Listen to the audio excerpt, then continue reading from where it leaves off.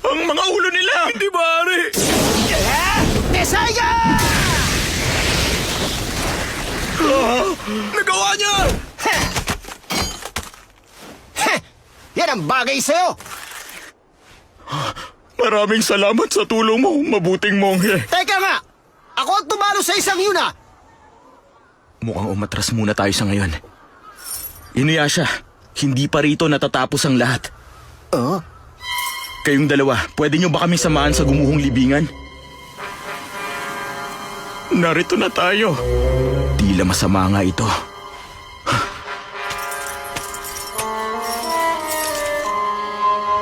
Ito ang... Ang palaso ni Kikyo.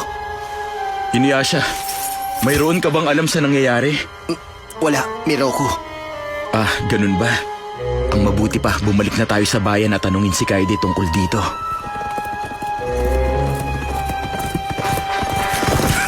Ang pangit ng bayan na yun! Tama kayo, Pinuno! Halos ganyan na lahat ngayon!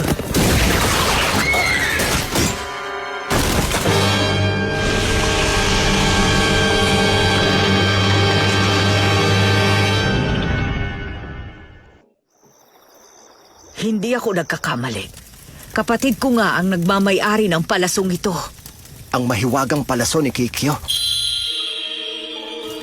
Alam mo ba ang Nenokubi ni Inuyasha ay isang yokai na matagal nang ikinulong ng kapatid kong si Kikyo bago ka pa niya nakilala. Sandali lang, bakit hindi niya nalang pinuksa ang yokai na gamit ang mahiwagang palaso? Hindi ko rin alam. Noong mga panahong yon, marami na siyang kinahaharap at unti-unti na siyang nangihina na tapusin ang masasamang yokai. Yun din ang mga panahong tinulungan niya ang tulisang si Onigumo na maging si Narako. Ang Nenokubi na yun, gusto rin itong mapasa kamay ang hiyas na shiko na kagaya mo na lang dati. Huwag mo na nga akong idamay riyan sa kwento mo.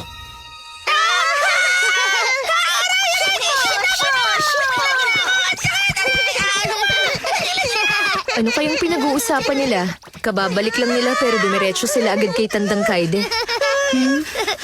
Halatang may pag-uusapan sila na ayaw nilang iparinig sa atin dito. Sinabihan din ako na manatili rito sa bahay ni Binibining Sango. Ikaw rin, Rin? Baka si Inuyasha na yan. Hindi! Kumanda kayo! Sandali, Kagume! Ang hiyas na sikong ibigay mo ito sa akin. Naku, hindi! Ano? Nilalang mo yan! Kagumi! Ibigay mo sa akin ang hiyas na sikong. Kagume! Hiraikotsu! Shippo! Bahala ka na kay Nakingyo at Hisui! Sango! Kagome! Hindi ka na makakatakas sa akin ngayon! Nakakainis! Nakarating na ang yokai rito! Oo. Kagome! Ayos ka lang? Ang yokai na yon, tinawag niya ako na Kikyo kanina. Ano? Inuyasha! Sabihin mong tinatago mo sa amin! Wala naman akong itinatago sa inyo na... Shippo, ikaw talaga! Inuyasha, si Binibining Kagumi ang hinahanap nila. Mas mabuting ipaalam natin sa kanya. Sabihin ng ano? Sinabi nito na ibigay sa kanya ang hiyas na shikon. Kahit na matagal na itong nawasak! Dahil ikinulong to ng palasong ginamit ng banal na dalagang si Kikyo, tiyak na wala yung alam sa nangyari sa hiyas na shikon. Tinatawag na Nenokubi ang yokai. Nakabaon ito sa lupa at humihigop ng lakas mula sa mga tao. Kung ganon, hindi lang ako ang nanganganib, kundi pati na rin ang taong bayan, tama ba ako? Tama ang mga sinabi mo. Kailangan na puksain natin ito para na rin sa kaligtasan ng mga tao rito. Tayo na, Inuyasha! Oo. Galit ba siya sa akin? Hindi naman niya yung kailangang itago.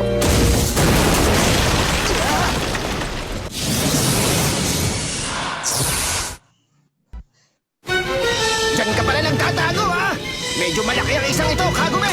Oo, ako nang bahala!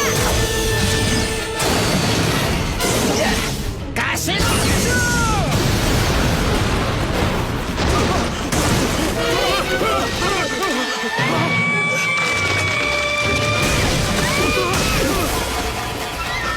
Kuya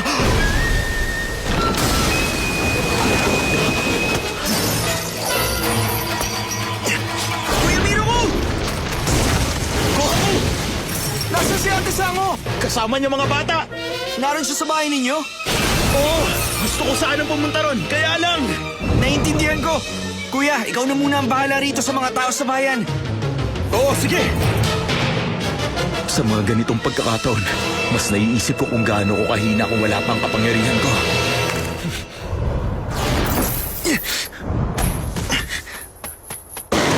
Ate Sango, ayos ka lang ba? Mabuti na lang. Oo. Hindi ko alam pero ligtas kami.